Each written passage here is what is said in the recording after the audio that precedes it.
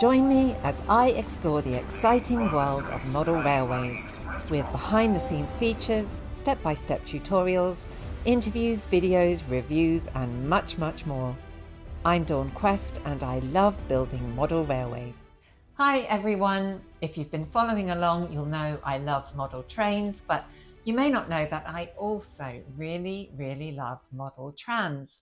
It comes from a time when I was living and working in Hong Kong, and I was there for some years and worked as a magazine editor and a TV producer for CNN. And I used to love taking the tram to work every morning. Hong Kong has lots of different public forms of transport on offer. There's the MTR, there are buses, there are minibuses, but I just loved taking the tram. One, it's cheap. It was about 20p to cross the whole of Hong Kong Island, but also it's just a lovely way to travel. That's if you don't mind fighting to get a seat. Now, a little bit of tram trivia, thanks to one of my subscribers, Dave, who's a tube driver in London for Transport for London. And he tells me that in order to be able to drive trams in London, you have to have a UK driving license. He doesn't, so he just drives tubes. That's something I didn't know, so thanks for that. Now, I'm a little bit of a collector of model trams, and so I'm just going to show you some of my collection. And speaking of Hong Kong, I have here a limited edition Hong Kong tram. It's painted actually in Birkenhead livery, so I'm going to be repainting that in a little bit in Hong Kong colours. I also got this 00 gauge tower kit, secondhand on eBay for about £5, and you can get a brand new motor for it for around £50. And what I'm going to do with this, I'm going to paint this once I've built it in monochrome colours to go on my Brief Encounter monochrome model railway layout, which made its debut at the Woolwich show just last week. And you can take a look at that video and see the other video about how I made that layout. And so I'm going to be painting this in monochrome. That's going to go alongside the two other trams that are currently on the layout, and that's going to look really nice. Now, the eagle-eyed amongst you might be wondering what this is. Okay, it's not a tram, it's a cable car. And I bought this last year for Christmas as a Christmas decoration. And as I pulled it out this year, I thought, this is O gauge. And so it's given me some ideas about a future layout. Now, this is a Tomitech N-gauge tram. And this is a free runner that I got for about £40. But what I've done is I've installed a motorized bogie set. And it's so simple to do. What you do is you unclick here, unclick there, take the guts out and install your new set. Really simple, takes less than 2 minutes. Recently, I've had a comment from Paul, and he's having trouble finding N-gauge trains for his Polish layout. So just a little bit of inspiration for you, Paul. Maybe not trains, but trams. So Tomex makes the tram track, like this one here, and Tomitech makes this for its moving bus system. Different companies, but they fit together really nicely, so you can have a tram track and a road together. Tomitech also makes this tram in white. So Paul, you could customize this in Polish livery. It looked really nice. Now, a word about this moving bus system. There have been some reviews saying that the buses don't work. There have been issues about the buses being out of stock. So it made me think. I had a look, and of course it uses this wire system to pull the buses along. And I know that Fella also has buses that uses this exact same wire system. And it made me think maybe I could use Fella on this. So if anyone has tried it, if anyone's used a Fella bus on this system, please let me know. Drop a comment below, let me know if it works, and that'll save me some money. Now back to Paul, and speaking of Polish trains and Polish trams, gave my grumpy cameraman an idea. Let's go on a trip, he said. Here I am in Krakow, and I just want to show you the trams. The Krakow tram system has been in operation since the late 1800s. There are 22 ordinary, 2 fast and 3 night tram lines, with a total line length of 216 miles. This is a Constal 105 NA built in the 1970s and still in operation on Route 52 today. I'm here at the Museum of Municipal Engineering, home to items such as the early electronic calculator, a range of Soviet-era cars from the ugly to the ugly, a loo, some dials and switches, a demo on track radius,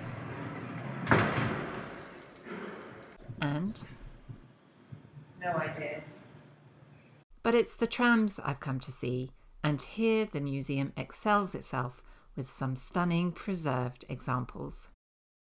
When you think of trams, you perhaps think of a historical form of transport, but of course there are more modern versions like in Blackpool or Lisbon, for example. Here in Krakow, like in other major Eastern European cities, trams form an important part of the transport system. Public transport in Krakow dates back to 1875, when the trams back then were horse-drawn, like this one, the PW1 112 summer car. By then, though, it was already an outdated form of transport, not very popular with the public because the streets were already paved. So the tramways authorities were already starting to look for a more modern alternative. This beautiful tram is the Type C motor tram number 260. It was mainly used in Warsaw after the First World War, and it was the first tram to be manufactured and designed in Poland using imported electrical components and machinery. This is the BT1 tram engine, built in the 1920s and finally withdrawn from service in the 1970s.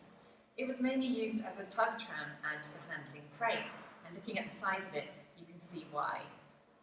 This is the Linke-Hofmann standard motor tram car, first built in 1926.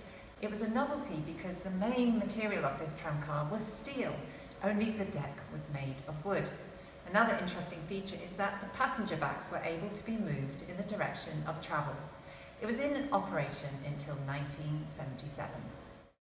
This classic tram car is the 102N type tram car, and it was first made in the 1960s and introduced in Krakow in 1969. It has that classic Eastern European look, and although it was withdrawn from service in the 90s, you can still see it in Krakow today, used as a historical vehicle.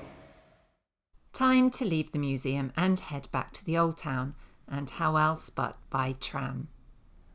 The ProTram 405 N-KR has been built using old Konstal 105 Soviet stock, which, as mentioned before, is still in use.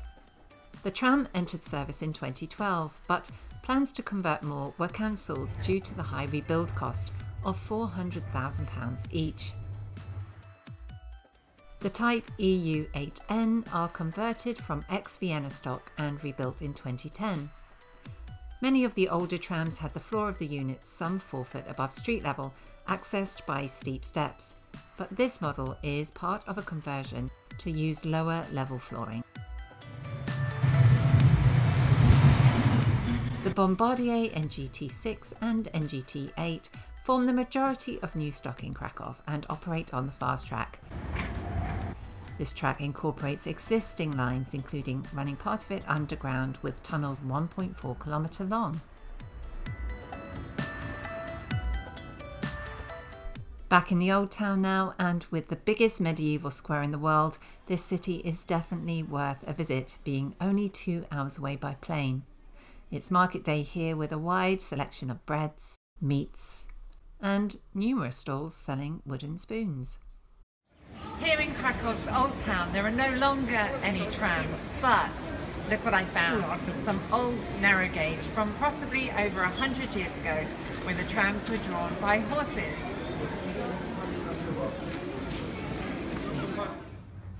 Time to head back home, and while waiting for my train back to the airport, I want to show you these all lined up on platforms 1, 2 and 3.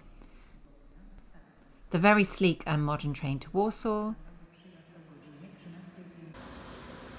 this old stock, and this massive powerful loco used for an intercity service, pulling not 12, not 10 carriages, but wait for it, oh, just 2. Or maybe just 1.5 because my cameraman just got a little tired. Speaking of my cameraman, he's very cleverly booked himself on the BA flight back home. Me, meanwhile, he's booked on Wizz Air. I'm on the train heading to the airport, going back home to London now. If you like this video, please like, share and of course subscribe. And please hit the bell to be notified of all my future videos.